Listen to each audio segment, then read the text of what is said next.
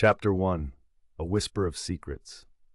In the dim quarters of an anonymous office building in London, the quiet hum of computers served as the only soundtrack to Michael Harrington's life.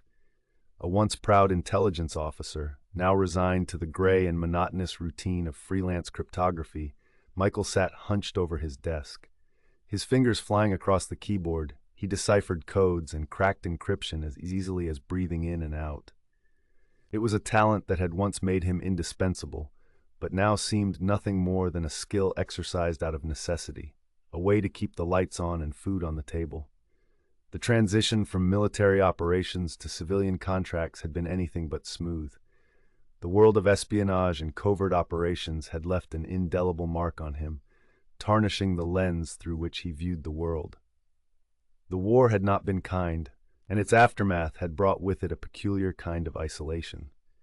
With each job, Michael hoped that the numbing regularity of his days would one day offer some semblance of peace, yet the monotony only deepened his sense of disenchantment. Still, each project presented an opportunity, if not for reconciliation with his past, then at least a chance to nurture the spark of curiosity that flickered against the dull backdrop of his existence.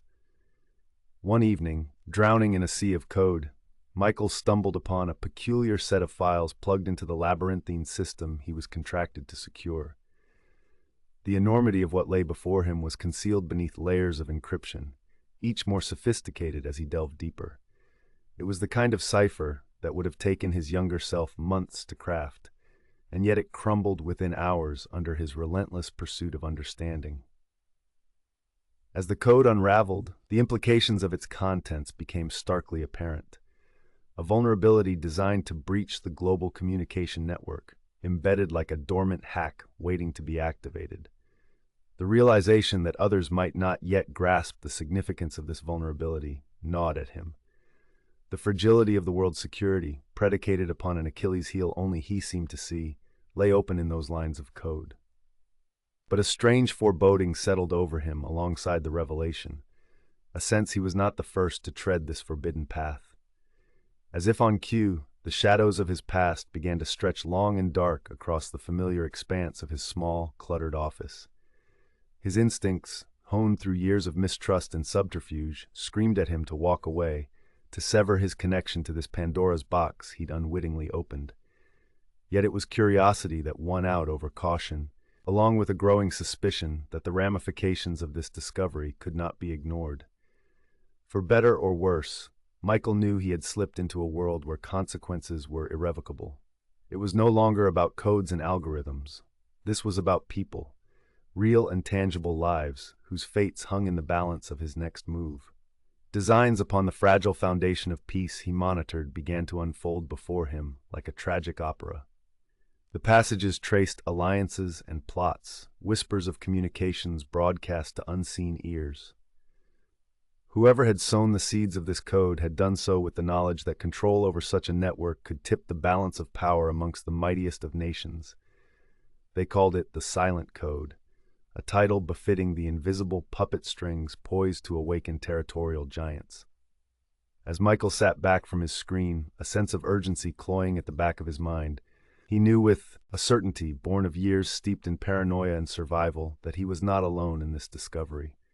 Somewhere out there, eyes were watching, waiting, calculating his next move. For the first time in years, he felt truly alive, invigorated not merely by uncovering the vulnerability, but by the gravitas of what he held in his hands, information that could change the world. Even as the thrill coursed through him, the weight of what lay ahead grew heavier.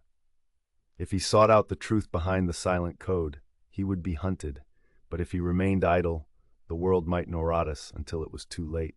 Chapter 2. Shadows on the Horizon.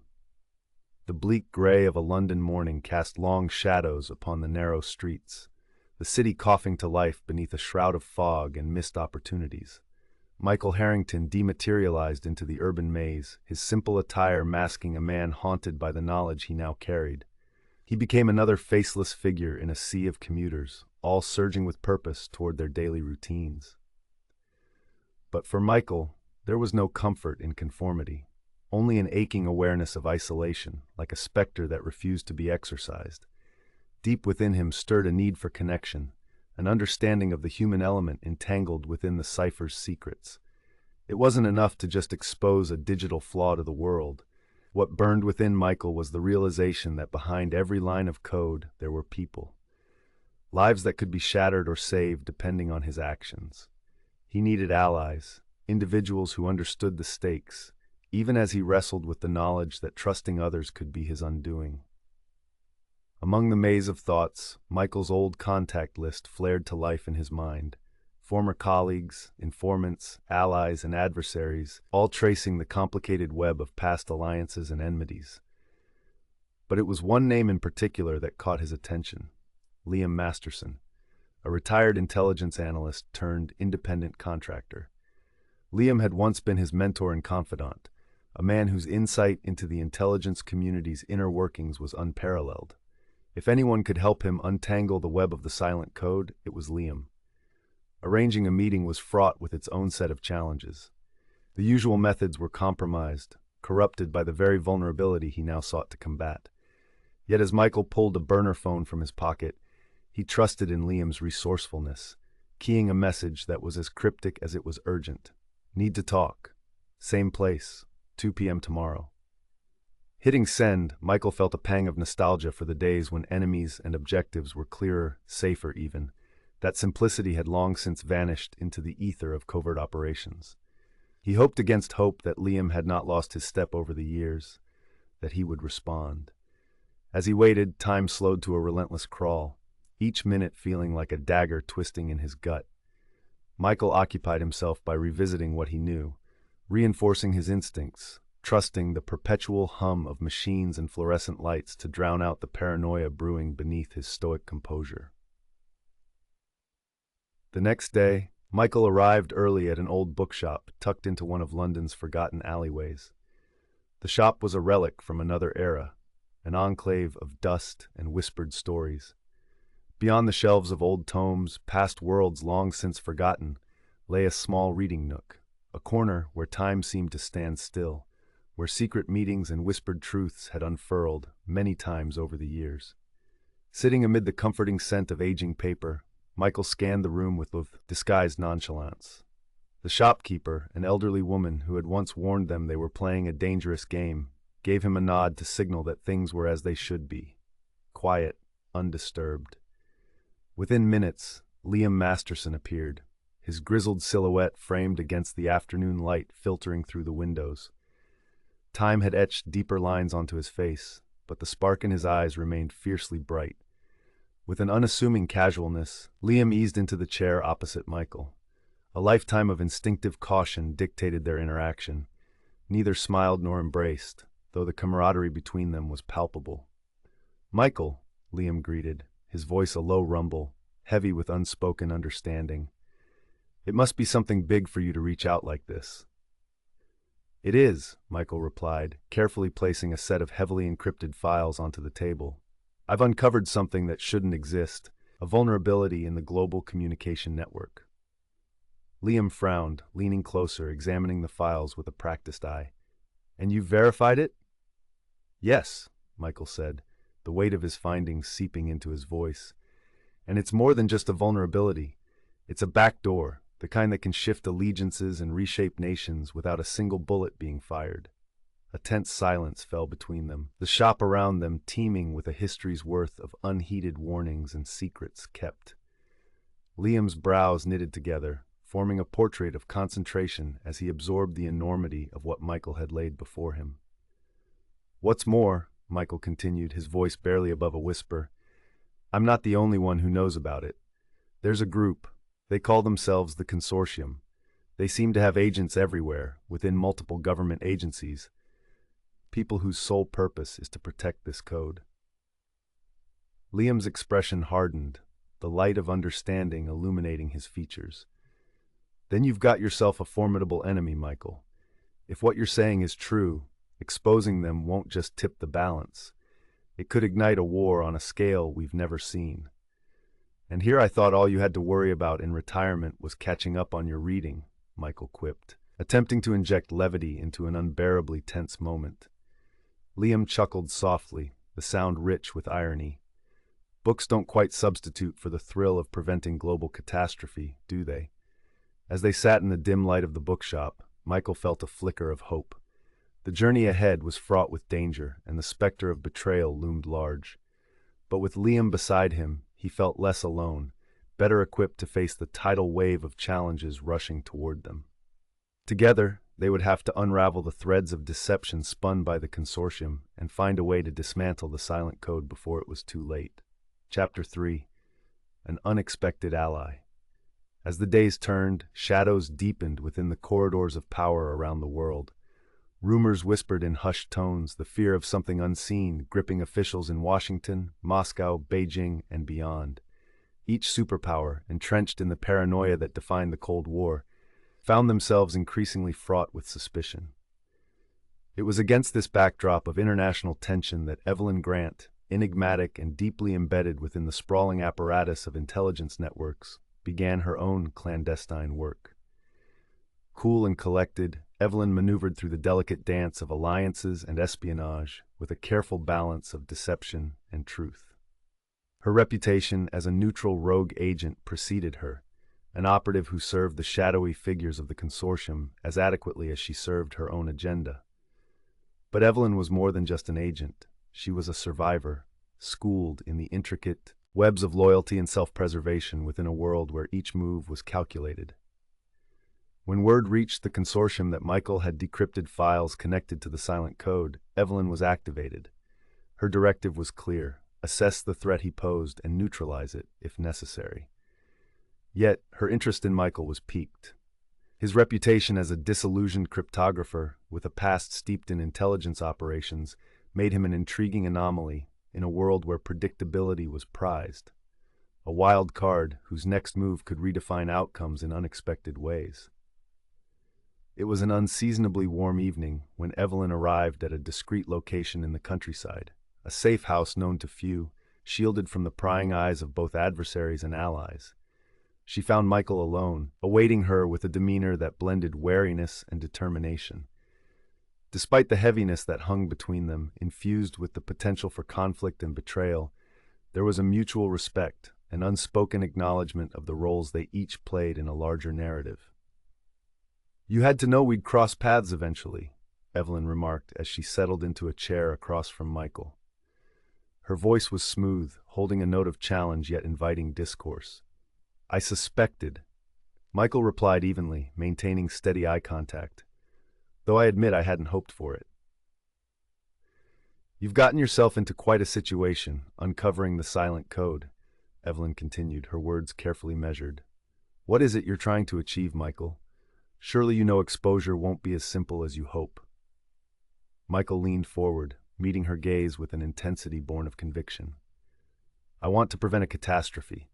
Whatever your superiors are planning, it will put countless lives at risk. The world stands on the brink of chaos, and the consortium seeks to tip it over the edge for their gain." Evelyn's eyes flickered with a mix of curiosity and skepticism. "You've uncovered just enough to put you in danger, yet you speak of stopping them as if it's within your grasp. What makes you think you can?" A moment of silence passed as Michael considered his response. The truth, unvarnished, was his only bargaining chip. "Because I've got something they don't expect. You." Evelyn's lips curved into a subtle smile, a fraction of humor in an otherwise serious moment. "You assume that I'd change sides just because you ask." "No," Michael corrected, his voice steady and resolute. "I believe that you're more than a pawn in their game. You're a choice. I think you're looking for something more than what any allegiance or directive can offer. Maybe what you're searching for is the opportunity to make a difference." Her smile faded, replaced by a thoughtful focus. Michael's words, while strategic, carried a kernel of truth she couldn't easily dismiss. She was used to operating in the shadows, guided by loyalties that shifted like quicksand, yet here was a chance to dance on the edge of something bigger than herself, to step out of the shadows and act upon conscience. In that moment, a silent understanding formed. Michael had offered her a choice, not unlike the choices he'd made when he began unraveling the silent code, and Evelyn saw the potential for an unexpected alliance. "I suppose we're in it together then," Evelyn stated, her tone now holding a gravity that underscored the enormity of what lay ahead. You realize this won't be easy. There are forces at work that won't hesitate to destroy us should we step into their path.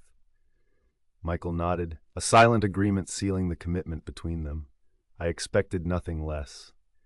As they sat in the waning light of the safe house, the significance of their new alliance extending beyond the room and into the vast complexities of global politics and espionage loomed large. Their partnership, a fragile yet potent blend of necessity and intrigue, set the stage for a new chapter in the unfolding drama of the Silent Code. Chapter 4: The Web Tightens. With Evelyn now an unexpected ally, Michael felt a renewed sense of purpose. Together they embarked on a path fraught with danger, desperately weaving through the intricate tapestry of international espionage. Their immediate goal was clear: to gather intelligence on the consortium's plans and locate the source of the Silent Code's deployment. Their journey took them from safe houses and clandestine meetings in smoke-filled cafes to the shadowy corridors of power in Europe and beyond. Evelyn used her connections to infiltrate the governmental spheres, where the consortium's influence was rumored to run deep, while Michael leveraged his cryptographic skills to discreetly communicate with contacts who could provide critical insight into the unfolding situation. Their success rode on a knife's edge, the stakes rising with each revelation. As they unraveled the layers of the consortium's vast network, it became evident that this was more than just a rogue element exploiting a flaw for gain. It was an orchestrated plot aimed at reshaping the geopolitical landscape through fear, misinformation, and ultimately, control. One night, in a dim apartment above an unassuming bookstore in Berlin, Evelyn and Michael pored over a map strewn with photos, notes, and connecting lines that wove the pattern of the consortium's influence. Red strings and annotations crisscrossed, giving form to their investigative progress. Berlin has become quite a base for them, Evelyn remarked, indicating multiple points on their map. From what I've gathered, they're using old Cold War channels, most of them thought long abandoned. Michael nodded, tracing a line between Berlin and Moscow. These nodes, he pointed out, referencing locations critical to the consortium's communications network. These are vulnerabilities. If we can isolate communications, we might just find where they're planning to deploy the Silent Code. Evelyn's brows furrowed. But to disable them without being detected. Michael understood the implication. Success hinged not only on technical proficiency, but on executing their plan with deft precision. Any error, any deviation, risked alerting the consortium to their infiltration and inviting swift retribution. We'll have one chance, Michael said. Once we move, there'll be no going back. Evelyn met his gaze, her eyes fierce with a resolve fortified by their shared mission. Then we make it count. Before long, a lead emerged via one of Evelyn's contacts within a governmental agency tangled in the consortium's web. A high-ranking official, known for maintaining neutrality on matters of espionage, expressed a willingness to meet discreetly, holding information that could lead them to the heart of the Silent Code's operation. The meeting was set in Prague, beneath the backdrop of the iconic St. Vitus Cathedral. The city's historical elegance, juxtaposed with the sense of looming secrecy, set the stage for an encounter that could shift the balance in their favor. As twilight descended over Prague, Michael and Evelyn approached the quiet nook of a secluded garden where the outline of a tall, stern figure awaited. He acknowledged their presence with a terse nod, eyes scanning the perimeter for any signs of danger before he spoke. "What you seek is dangerous beyond measure," the official intoned, his voice low and steady. "The consortium plays a game that only they understand, but I've acquired information that might disrupt their moves." Evelyn stepped forward, her expression one of composed determination. "Then share what you have. We aim to stop them, whatever the cost." The official hesitated, a long pause laden with the weight of what he intended to divulge. They're planning to deploy the Silent Code at an event in Geneva, an international summit next month. It'll strike while leaders from around the world are gathered, destabilizing global communications and forcing concessions from the highest echelons. Michael processed the revelation with a cold dread. The summit would indeed be the perfect stage, a convergence of power that, if manipulated, could tip the global balance entirely. "We'll need proof," Michael asserted, "something concrete to convince the world of the consortium's intentions." The official produced a small data stick, holding it out to Michael. "This," he said, "contains records, communications, plans, and evidence of their network's reach. But be warned, you're embarking on a course few can hope to complete." Michael accepted the data stick, feeling its weight as more than mere bytes, an obligation to act swiftly and decisively. "We understand the risks," Evelyn replied, her tone unyielding. "But this path is the only one we can take." As they turned to leave, their minds alight with the enormity of their task, the official's voice carried after them, a parting caution echoing in the cool night air. "Remember, in this game of shadows, trust neither what you see nor hear, only what you know to be true." Chapter 5: The Summit and the Storm. The grand halls of Geneva's Palais des Nations stood majestically against the serene Swiss landscape. Underneath the veneer of diplomatic niceties, a tempest of intrigue brewed as the summit approached. Dignitaries, diplomats, and leaders from every corner of the globe assembled to discuss the future of international relations. Unbeknownst to them, the future itself was in peril. In the days leading up to the summit, Michael and Evelyn worked tirelessly. They analyzed the data provided by the official, meticulously piecing together the final parts of the consortium's plan. Operating in the dual shadows of discretion and urgency, they mapped out key vulnerabilities and distribution points for the silent code. The eve of the summit saw tensions rise even higher, as if the very air whispered of impending upheaval. Michael and Evelyn gathered their resources, aware that any misstep here could lead to immediate disaster. Together, they initiated communication with trusted allies within the intelligence community, those still loyal to the ideals of peace and security. "Everything hinges on this," Michael mused as they reviewed their strategy. "We have to disable the silent code before it's triggered. Anything else is a failure." Evelyn nodded, her gaze unflinching. "I've mapped out the comms hub they intend to use. It's secure but not impregnable. We have vulnerabilities we can exploit. We just need to be there, ready to act."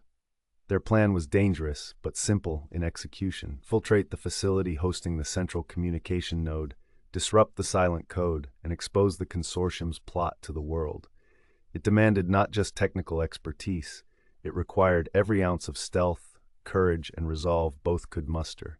As the summit began, Geneva buzzed with heightened alertness. Security measures tightened around the Palais des Nations, yet paradoxically, they created opportunities for Michael and Evelyn to slip between the seams. The duo navigated the labyrinth of protocols and checkpoints, each moment bringing them closer to their objective. Inside the heart of their target location, a high-security network operations center, Evelyn decoded the complex security systems while Michael prepped for the final attack on the communication infrastructure. Despite their good progress, every beep and blip reminded them of the risks. One wrong move could alert Smalling consortium and leave them exposed. As Michael began the infiltration of the communications matrix, the clock ticked relentlessly toward the main event of the summit, the keynote discussions, which the enemy sought to commandeer. "You've got this," Evelyn reassured him, her composure unwavering even as tension mounted. Lines of code danced across Michael's screen, each sequence critically important as he navigated through firewalls and digital locks. Sweat beaded down his forehead, concentration tightened to a razor's edge, as behind him, Evelyn kept watch. Suddenly, Michael froze. "I've got it," he announced, voice filled with both adrenaline and triumph. "We're in."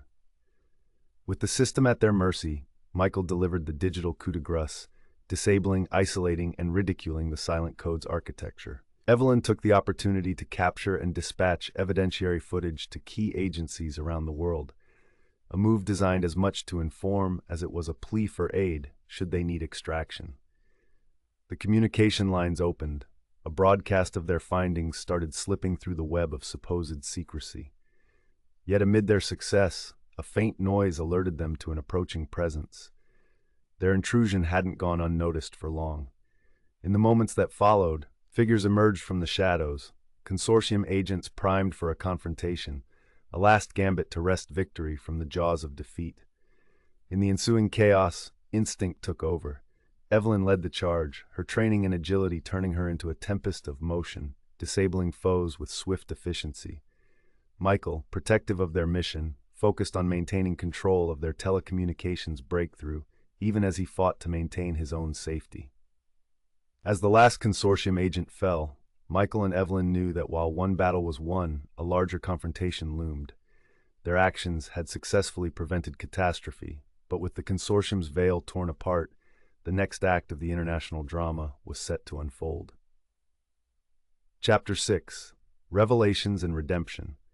In the aftermath of their high-stakes operation, Michael and Evelyn escaped into the open air of Geneva's night. The city's skyline offered a temporary haven as they regrouped, breathlessly contemplating the ramifications of their actions. Around the world, previously secure systems and global networks returned to functionality and order.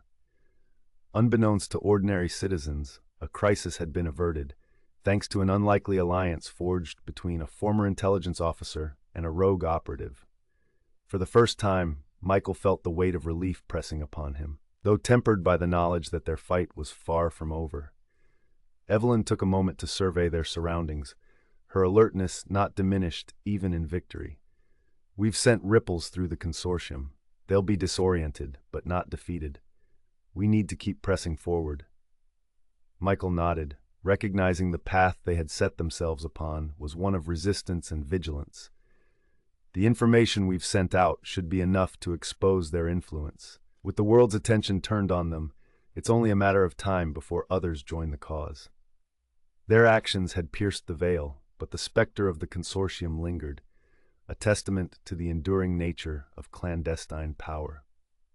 As the first light of dawn painted the horizon, Michael and Evelyn knew their alliance had become something deeper, a commitment to protect those who remained unaware of the shadows that loomed over their lives. Through government agencies and embassies, the evidence spread, igniting discussions, debates, and a recalibration of international dynamics.